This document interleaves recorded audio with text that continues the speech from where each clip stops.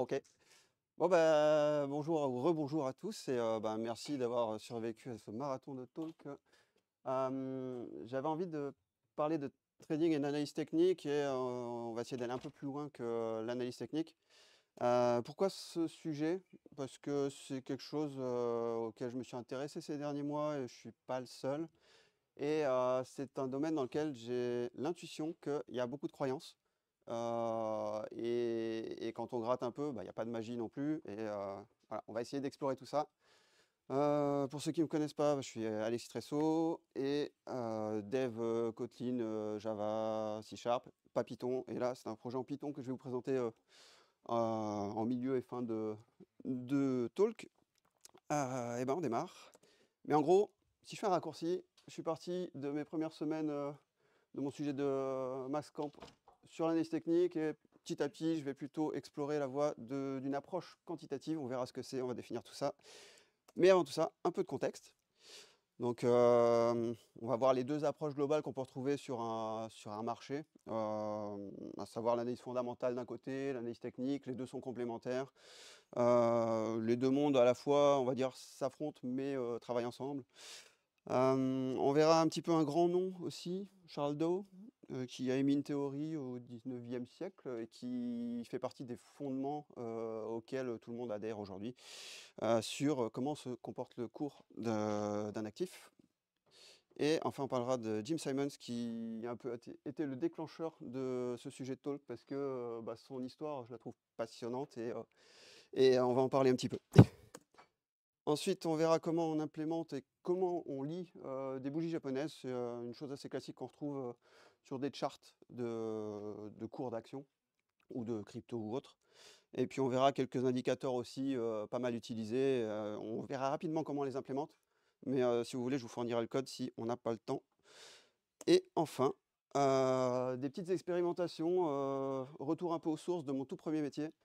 Parler de loi normale, de faire des corrélations de Pearson, des stats, à un petit niveau parce que je suis pas non plus professionnel des stats. Mais voilà, l'idée c'est de pouvoir jouer avec, une approche, quantitative qu'on va définir tout à l'heure. En gros, l'analyse fondamentale c'est quoi?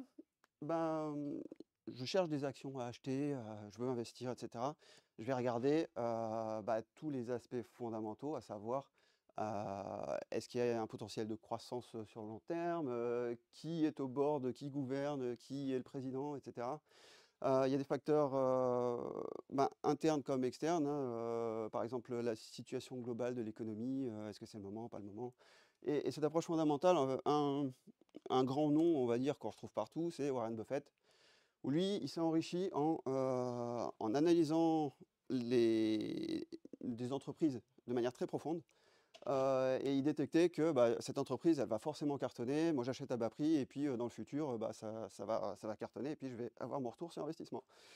Hem, bon, il a un problème aujourd'hui, c'est qu'il peut plus faire comme ça parce que, comme il est suivi par énormément de gens, s'il se met à acheter une action quelque part, lui-même va influer sur le cours de l'entreprise et de l'action, et c'est pas ce qu'il veut. Donc il se trouve un peu limité aujourd'hui, il est obligé de miser que sur la croissance et non pas sur un prix de départ qui serait, très bas, parce qu'il fait exploser le prix tout de suite. Et à côté de ça, on a, ce qu'on retrouve beaucoup sur YouTube, une approche qui paraît mathématique et qui l'est dans un certain sens, mais qui s'intéresse à une variable, le prix. Et on verra que, bah, le problème de cette approche-là, c'est que, bah, il y a beaucoup de cargo occultes. Le cargo occulte, c'est, quelque chose dont on a parlé dans d'autres domaines.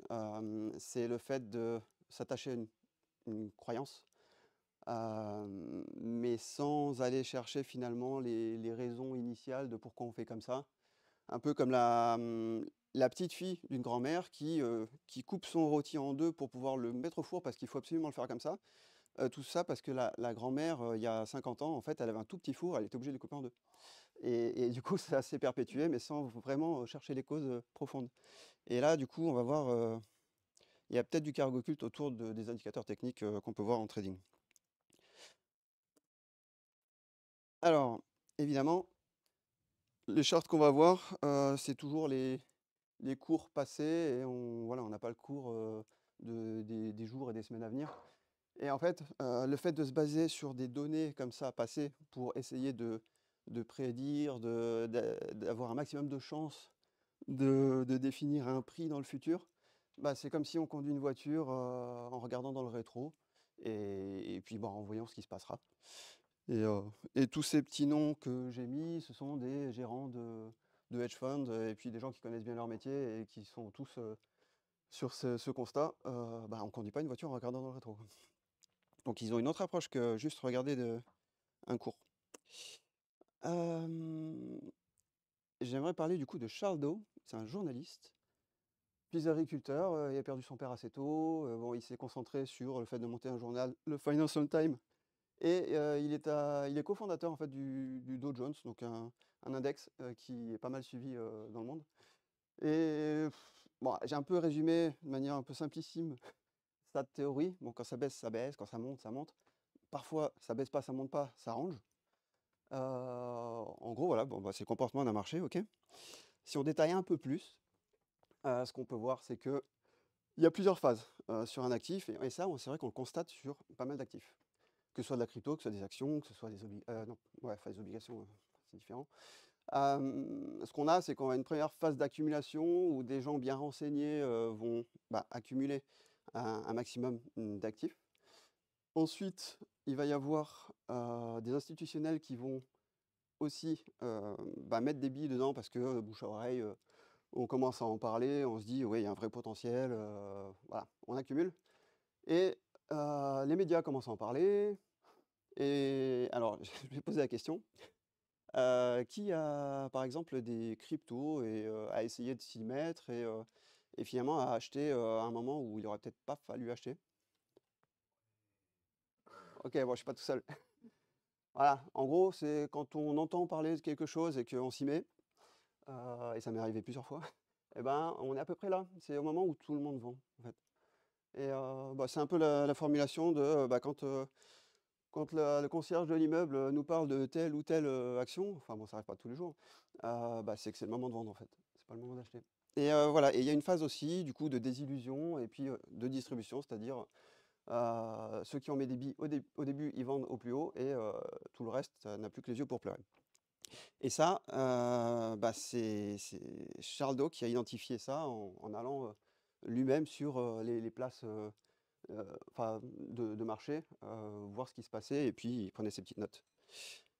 Mmh, du coup, 2 approches fondamentales et analyse technique, ben, dans les 2 on a un problème parce que, et tout le monde le sait plus ou moins, c'est que le marché, c'est-à-dire les acheteurs plus les vendeurs, est plutôt irrationnel. Et des exemples, on en a à l'appel, et je vais en prendre 2 qui sont assez significatifs. Hem, vous avez déjà entendu parler de la bulle spéculative de la tulipe, des bulbes de tulipe? Non? C'est la première bulle spéculative, on va dire recensée, et qui fait cas d'école. Au XVIIe siècle, les gens se sont mis à vendre des bulbes de tulipes, et en plus, il y a eu l'apparition à la fois du crédit et puis des billets qui représentaient les bulbes de tulipes. Ce qui veut dire que, bah, les gens pouvaient s'échanger des petits tickets, et les vendre plus cher petit à petit, et puis, ça a pris une valeur telle que, un bulbe de tulipe vous permettait d'acheter une maison. Et bien sûr, bah, là, si vous étiez arrivé, vous entendiez parler de la hype, vous achetiez là, et bim, bah, du coup, c'est retombé d'un coup. Et ça, c'est la première bulle spéculative, et du coup, bah, ça nous pose problème si on fait de l'analyse technique parce que ça, on le voit pas venir. Et pareil pour les fondamentaux. Même chose il y a quelques jours, il y a quelques semaines maintenant, plus 6000 sur, Bright Minds Bioscience, et des journalistes ont interrogé les fondateurs, et en fait, eux-mêmes ne savent pas pourquoi ça a pris autant. En fait, il y a 0 explication. Il y a pas une seule, news. Alors peut-être que depuis, on sait, mais en gros, ça a pris d'un coup, et c'est peut-être la peur de rater l'occasion, dans quelque chose qui a une très forte croissance d'un coup. Bon, en gros, on se comporte un peu comme des moutons, avides, et voilà, on veut trouver la pépite qui va nous permettre d'acheter bas, de revendre au plus haut, et du coup, bah, il y a plein de pièges sur cette route-là. Et du coup, c'est pour ça que l'analyse technique, c'est un outil, mais c'est un outil, qui fait penser à, alors l'allégorie de la caverne, en fait, c'est, nos traders. ce qu'ils voient, c'est une projection du monde réel au travers des ombres. Ils sont dans une caverne et puis il y a la vie réelle à l'extérieur. Et ces ombres-là représentent le prix, en fait, le prix de mon actif. Sauf que à l'extérieur, il y a un monde fortement multivarié, multifactoriel. Chaque variable peut influer sur le prix. Et l'analyse technique, aujourd'hui, c'est uniquement étudier ce qui se passe autour du prix, donc sur une variable. Et j'aimais bien l'analogie avec juste une projection sur une ombre du monde réel. Parce que quand on voit les charts, en fait, c'est uniquement du prix, du prix, du prix, du prix. Il n'y a pas d'autres variables qui rentrent en compte dans l'analyse technique. Par exemple, on pourrait se dire, alors j'ai relevé ça de manière arbitraire, mais on pourrait se dire que la vitesse de circulation de la monnaie, c'est un indicateur qu'on peut avoir, alors pas tous les jours, mais ça pourrait influer sur le fait que plus il y a un échange de monnaie entre personnes, plus il y a des chances qu'à un moment donné, il y ait une transaction qui soit faite sur un actif. Ça pourrait, pourquoi pas, influer sur le cours. Mais on ne peut pas le savoir sur un chart de prix. Et du coup, celui qui m'a pas mal inspiré, c'est Jim Simons. Il était, parce qu'il est mort entre-temps, en fait. J'ai commencé à écrire ce talk, et il était encore vivant, et il est mort il n'y a pas très longtemps, là. Et il a fondé le fonds Médaillon, qui est le fonds d'une boîte qui s'appelle Renaissance Technologies. Et il a eu un rendement pendant 30 ans, en fait, de 66% annuel avant impôt, ce qui dépasse de loin d'autres fonds comme celui de Warren Buffett. Et puis il réinvestissait aussi, enfin il n'investissait pas, il donnait l'argent aux mathématiciens américains, parce que lui-même étant mathématicien, il trouvait qu'on ne payait pas assez les mathématiciens, il profitait de ce qu'il avait gagné pour encourager à faire des maths aux États-Unis. Donc ça, c'est plutôt pas mal de sa part. Et donc son approche, c'est quoi? C'est du quantitatif, à savoir, on va voir qu'on est sur de l'aléatoire, mais qui suit une distribution normale. On va définir tout ça. Et ce qu'il dit, c'est que un phénomène est aléatoire jusqu'au moment où on a suffisamment d'informations pour s'apercevoir qu'il ne l'est pas forcément.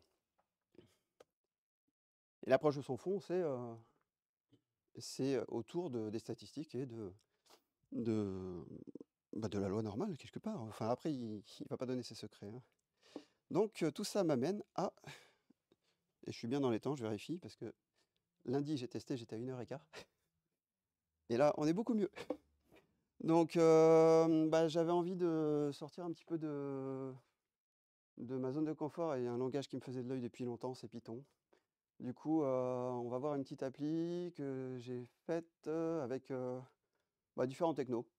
Pandas, c'est pour la partie, on va dire, série temporelle, ça permet d'appliquer des fonctions et puis de faire un peu de stats de manière assez pratique sur des colonnes de données homogènes. Et c'est une approche SSR, dans le sens où mon front récupère des SVG calculés côté serveur.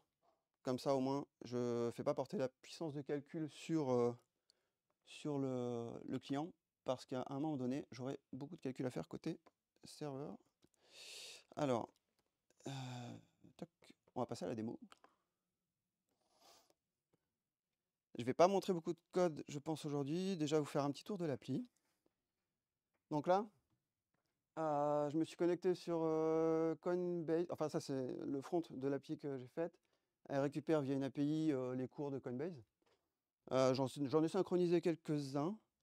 Et l'idée, c'est que si on va sur Bitcoin, par exemple, on peut afficher non seulement le cours, l'historique de prix, mais aussi des petits calculs de moyenne. On va revenir sur les moyennes tout à l'heure si on a le temps. Ce que je vais vous montrer en premier, ce sont les bougies japonaises. Ah, ça prend un peu de temps, voilà. Ah. Les bougies japonaises, on va en mettre un peu moins. Voilà. Donc en gros, qu'est-ce que c'est? Bougie japonaise, c'est ce qui est le plus utilisé en trading. Et il y a grosso modo deux types principaux de bougies, en tout cas que j'utilise et que d'autres utilisent.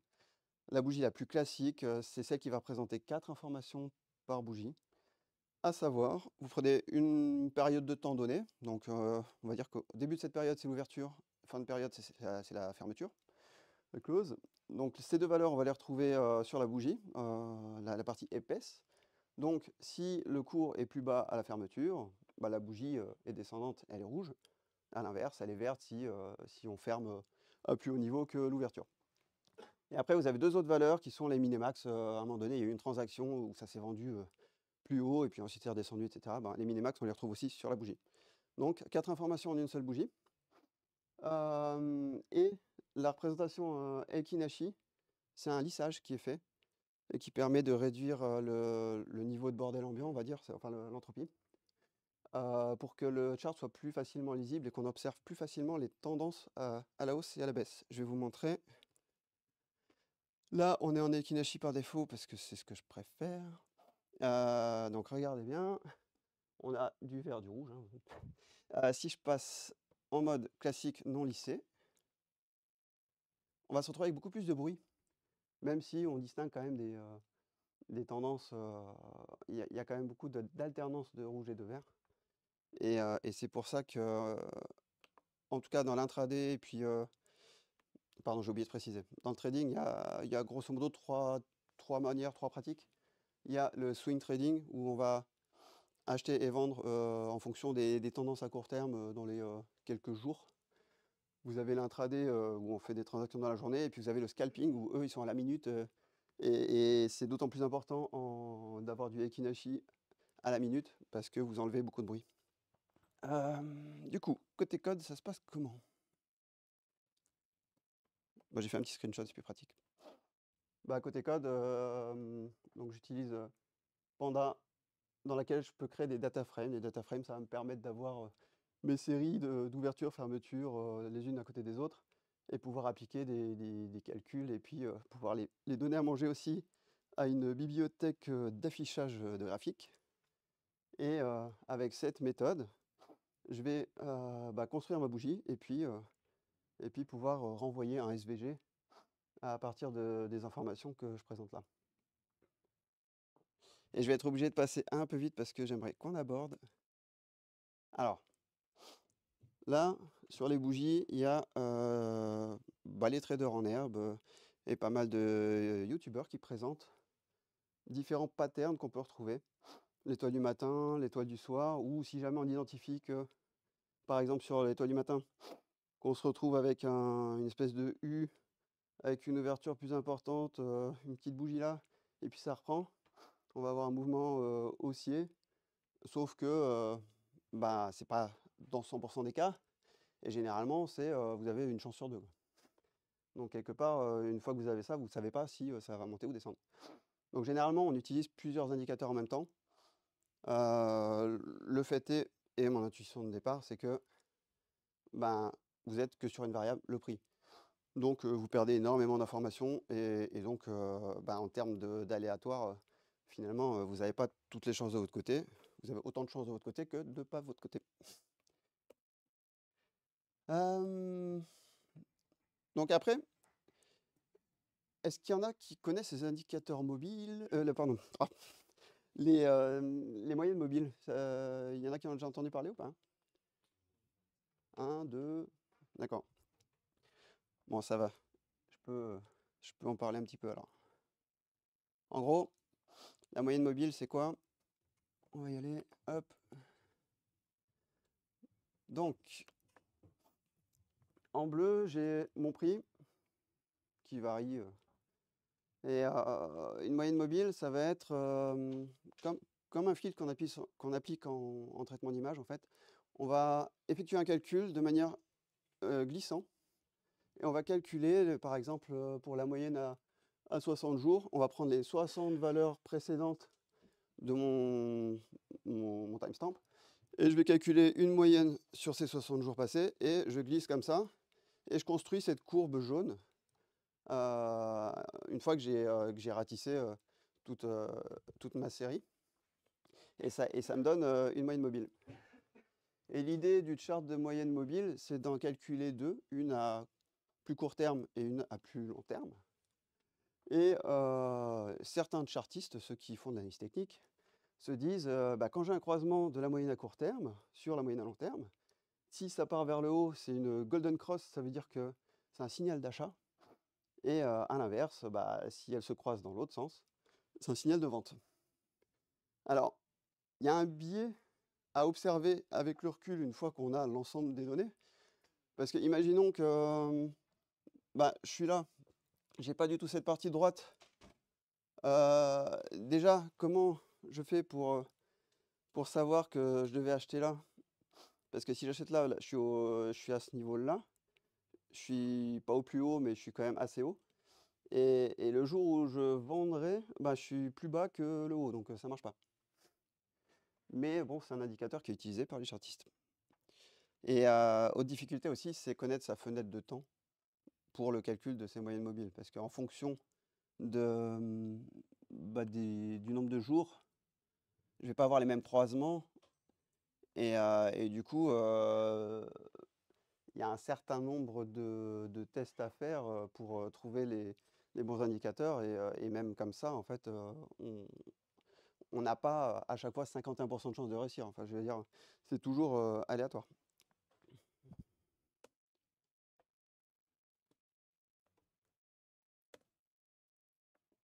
Voilà, je vous passe le calcul, on pourra en discuter si ça en intéresse quelques-uns, mais voilà. Les Golden Cross et Death Cross, bah, c'est un indicateur qui est utilisé en trading. Perso, je me fierais pas à ça. J'ai plus envie de parler de comment c'est abordé. Ouais, la loi normale. Donc ça, c'est un autre indicateur qu'on utilise en trading, mais bah, que je trouve qu'il y a un peu plus de sens en termes statistiques. Donc je vous ai parlé des moyennes mobiles. Avec les bandes de Bollinger, ce qu'on va faire, c'est qu'on va aussi calculer des moyennes mobiles. Enfin, en l'occurrence, une moyenne mobile. Mais par contre, on va soustraire pour la bande la plus basse 2 fois l'écart type. Alors, l'écart type, en gros, vous calculez une moyenne. Une fois que vous avez la moyenne, euh, vous allez estimer l'écart à la moyenne de l'ensemble des valeurs, hein, si je simplifie un peu. En gros, c'est voir est-ce qu'on est loin de la moyenne ou est-ce que tous les prix sont proches de la moyenne. Et du coup, l'idée, comme ça, en fait, c'est que quand je soustrais et que j'additionne l'écart type à une moyenne mobile, je me retrouve avec une bande, la bande de Bollinger, dans laquelle se balade le prix.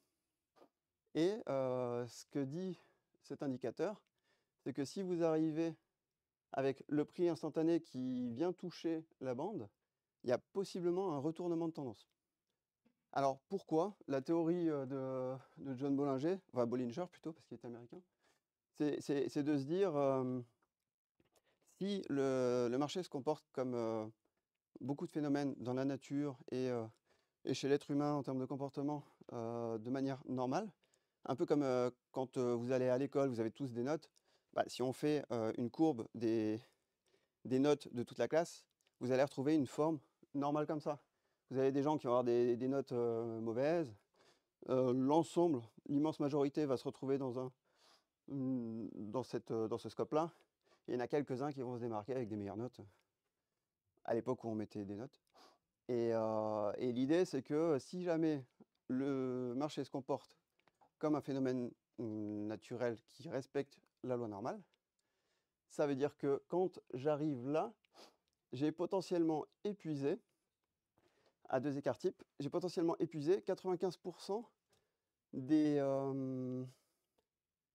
vendeurs potentiels, puisque le prix est bas. Et du coup, il y a possiblement une pénurie de vendeurs et beaucoup d'acheteurs, et du coup, ils sont prêts à mettre plus de prix, et donc ça remonte. Et pareil, il y a une action inverse, si jamais le prix instantané vient toucher finalement la moyenne mobile plus 2 fois l'écart type. Donc cet indicateur commence à donner un peu de sens quantitatif, mais toujours sur une variable de prix.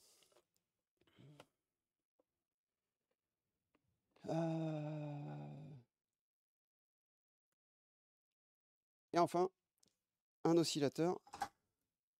Qu'est-ce que c'est? Le RSI. Le RSI vous donne une autre vision instantanée de... À un moment donné, ça survend, à un moment donné, ça sous-vend. Enfin, il y a un surachat. Et alors, les seuils ont été définis, là, je sais plus pourquoi enfin, j'ai pas regardé pourquoi on avait des seuils de 70 et 30 pour des signaux de surachat et de survente. Mais en gros, c'est un indicateur qui va vous permettre de voir qu'à un moment donné, il y a eu du surachat sur un actif. Sauf que, encore une fois, on peut se dire, on peut se baser sur cet indicateur et puis vas-y, on y va, dès que ça dépasse, on achète. Sauf qu'il y a possiblement une news ou quelque chose de connu à un moment donné qui fait que on n'est pas sur un surachat temporaire, mais on est bel et bien sur une nouvelle incroyable. Et puis, bah, du coup, ça continue à grimper, telle une élection de Trump qui a un impact sur les cryptos. Bah, d'ailleurs, on peut le voir. On peut le voir ne serait-ce qu'avec... ah voilà, si je réduis un petit peu, hop, octobre. Là, typiquement, bah, c'est la nuit de l'élection de Trump, ça a grimpé direct. Parce qu'il a fait la promotion des cryptos. Et donc voilà, c'est un troisième indicateur, et il y en a plein comme ça, il y a plein de patterns. Au début, je voulais en implémenter pas mal, et alors c'est un bon premier exercice sur lequel je me suis bien amusé, mais j'ai plus envie de parler aujourd'hui ne serait-ce que de moyenne. Est-ce que vous saviez qu'il y a plusieurs manières de calculer des moyennes? Souvent, on a l'habitude de calculer une moyenne arithmétique, mais en gros, il y en a 4 assez usuelles qui ont des forces et des faiblesses. Et je me suis amusé à les calculer, et sur plusieurs années sur le Bitcoin, bah, c'est marrant parce que si je prends la moyenne harmonique, on va voir ce que c'est après, bah, sur l'ensemble, on voit que quand le prix atteint cette moyenne harmonique, on a une montée d'un coup. Alors, il n'y a peut-être aucun rapport entre la moyenne et puis le cours qui explose, mais c'est juste un constat. On a une montée d'un coup là, donc c'est vraiment à ce moment-là que ça pump, et ça correspond à la moyenne harmonique. Ensuite, si je prends une autre, ça c'est la moyenne des root mean square. En fait, c'est pour enlever, c'est une moyenne qui permet d'enlever comment dire, la sensibilité aux valeurs aberrantes, en gros. Enfin, on l'utilise souvent pour minimiser des erreurs. Et en gros, bah, ce truc-là, on vient toucher plusieurs fois, enfin 2 fois là, cette moyenne-là. Pour l'instant, je peux rien en déduire. Mais quand on parle de moyenne et quand on parle de prix moyen, bah, de quelle moyenne on parle? Est-ce qu'on parle d'une moyenne arithmétique qui est fragile par rapport aux valeurs élevées? Vous prenez l'exemple des salaires. Quand vous faites le salaire moyen, ça a pas beaucoup de sens pour le commun des mortels, parce que celui qui gagne 10 millions d'euros par mois, il va tirer la moyenne vers le haut, et du coup, on a plus tendance à calculer une médiane. Ou prenez votre ensemble de salaires, vous coupez en deux, et puis bah, la médiane, elle est au milieu, et du coup, vous avez 50% des gens qui gagnent moins, 50% des gens qui gagnent plus. Ça paraît un indicateur un peu plus pertinent. Et d'ailleurs, la médiane, là, bah, je la calcule aussi en bleu. Elle est assez proche bah, pour le coup, c'est pas bon, la moyenne arithmétique.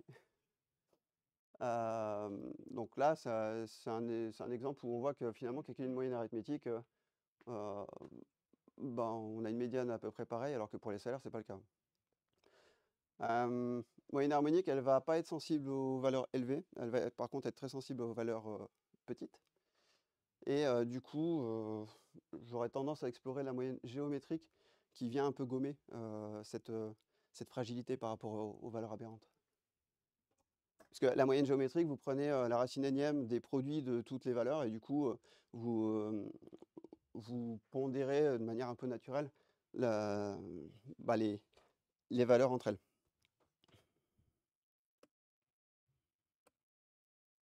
Donc des implémentations, voilà, pareil, je vous laisserai le code pour calculer des moyennes. Je passe un petit peu. Et je voulais en arriver là parce que, en fait, ce qui me titille depuis le début, c'est d'aller explorer ça, c'est-à-dire, est-ce que le prix qui se comporte a priori selon une distribution normale, est-ce qu'on pourrait pas essayer de trouver un maximum de facteurs facteurs, très bien. Un maximum de facteurs extérieurs qu'on donnerait à manger à un modèle. Et ce modèle-là, idéalement, chaque facteur serait aussi sur une distribution normale. Et l'idée, c'est qu'on puisse essayer d'anticiper plus facilement des mouvements en fait, de prix, si jamais on a des informations à la fois très tôt et pertinentes et qui influent sur un prix. Donc ça, c'est un peu ça sera le talk 2025, hein, je pense, parce que il y a déjà eu un peu de travail juste pour les indicateurs classiques, mais voilà, c'est un peu la voie que j'ai envie d'explorer.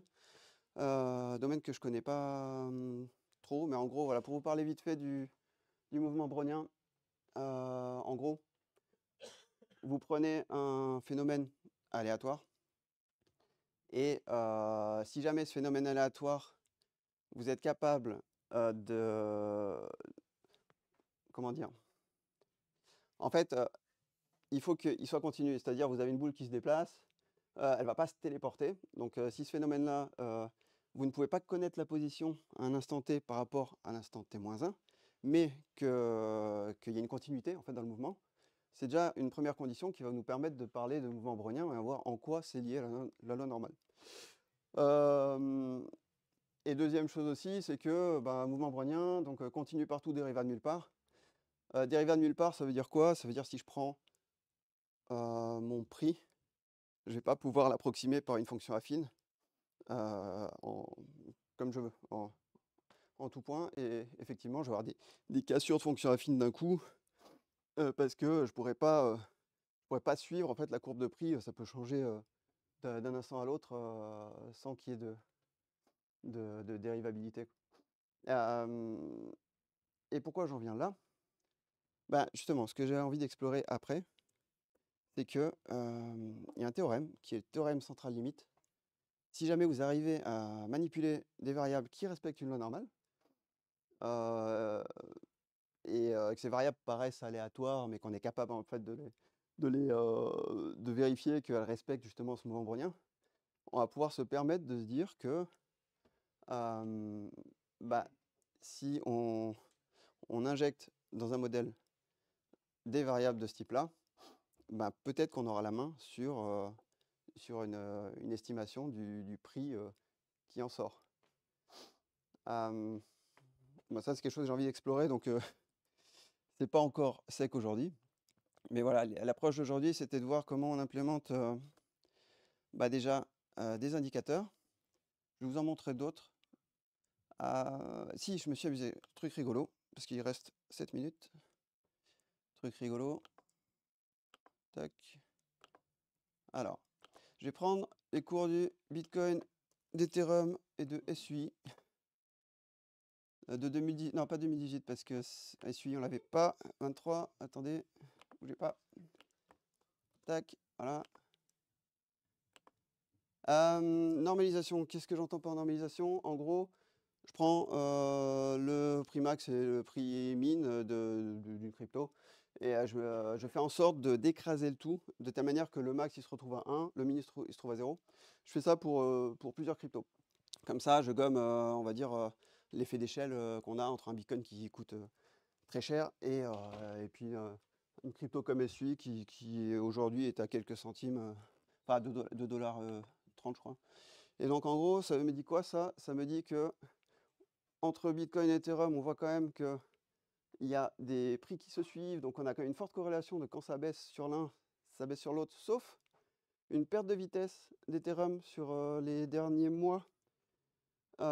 Et bizarrement, une accélération, on va dire une montée de prix de SUI, qui est une nouvelle crypto faite par des anciens de je sais plus quel. Tu sais d'où ils viennent? En gros, des gens connus qui ont lancé leur blockchain et puis c'est en train de prendre pas mal. Et voilà, le fait de normaliser déjà, ça permet de faire apparaître des similitudes de comportement entre des actifs ou des cryptos. Si je reprends 2018, on avait Ethereum et on avait Bitcoin. Là, clairement, ça ressemble à une corrélation. Alors, on va aller un peu plus dans le détail des corrélations. Il y a un truc qui existe, c'est la corrélation de Pearson. la corrélation de Pearson, il y a une précondition, c'est que il faut que ma variable, mon prix, respecte la loi normale. Donc, ce que j'ai fait, c'est que on va afficher la distribution, c'est-à-dire, alors, petite seconde, tac, tac, tac. Là, c'est compliqué parce qu'il y a plusieurs époques, il y a plusieurs prix. Mais par contre, si on prend les derniers mois, par exemple, sur le Bitcoin, tac, et ben, on va voir qu'on a quelque chose qui ressemble à une distribution normale. Voilà. Avec voilà, des glissements. Bon, c'est pas non plus parfait, mais on observe quand même que il y a la cloche. Donc là, je me dis, bah, il y a peut-être moyen de calculer une corrélation entre deux cryptos, parce que déjà, on respecte sur ces cryptos-là une distribution normale. Donc je vais me borner juste au dernier mois, et puis on va essayer de calculer la corrélation de Pearson entre le Bitcoin et l'Ethereum, en revenant... Ah oui, mais alors le truc, c'est que l'Ethereum est un peu parti en cacahuète par rapport au Bitcoin dernièrement. Mais si je remonte dans le temps, comme on a vu, avec plus d'historique, et ben là, on va se retrouver avec une corrélation. Ouais, bon, on s'amuse comme on peut.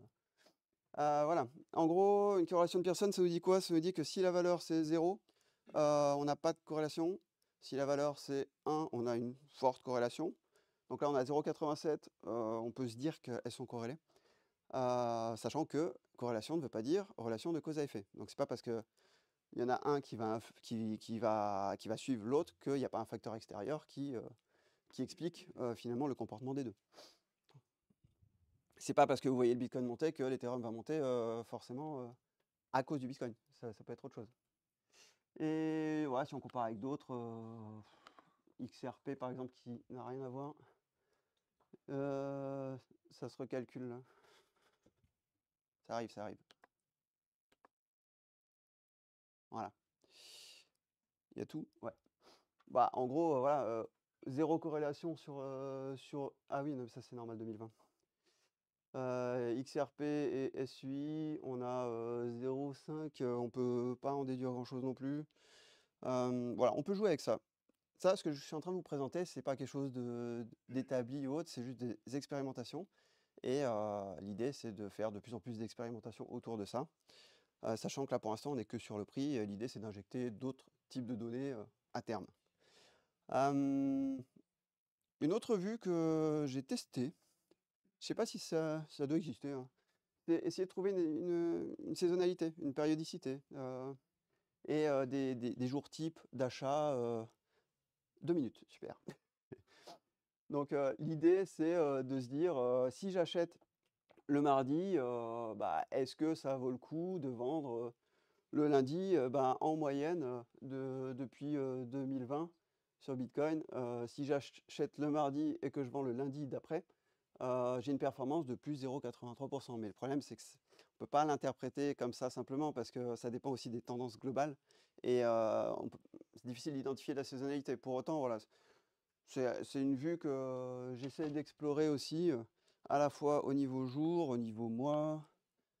Qu'est-ce qui se passe si j'achète en janvier et que je revends un autre mois? Bon, bah là, clairement, comme le Bitcoin a pris énormément ces dernières années, ben, peu importe le mois auquel vous achetez, vous en sortez bien sur le long terme.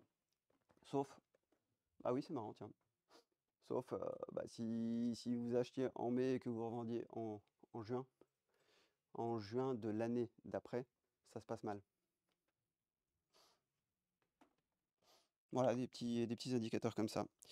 Techniquement, il reste pas encore beaucoup de temps, mais je crois que ce sera avec plaisir qu'on pourra voir ça plus tard, c'est pour ceux qui veulent.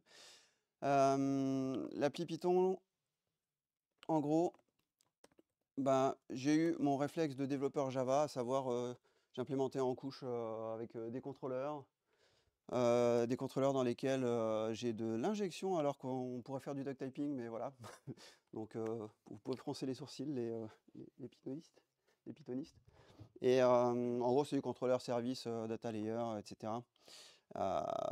Et avec des endpoints qui me permettent de générer mes charts en SVG. Et comme ça me permet d'avoir toujours les mêmes besoins en CPU côté client. Et comme ça, le jour où j'ai des modèles beaucoup plus complexes, ben, côté client, j'ai rien à changer. Et on pourrait en parler encore quelques heures, mais je pense que je vais m'arrêter là. Ça s'appelait analyse technique, trading par le code. C'est compliqué de présenter du full code quand on pose pas un contexte. Donc là, c'était, on va dire, une première étape de au moins poser un contexte pour qu'on essaye de comprendre vers quoi on veut aller. Et merci.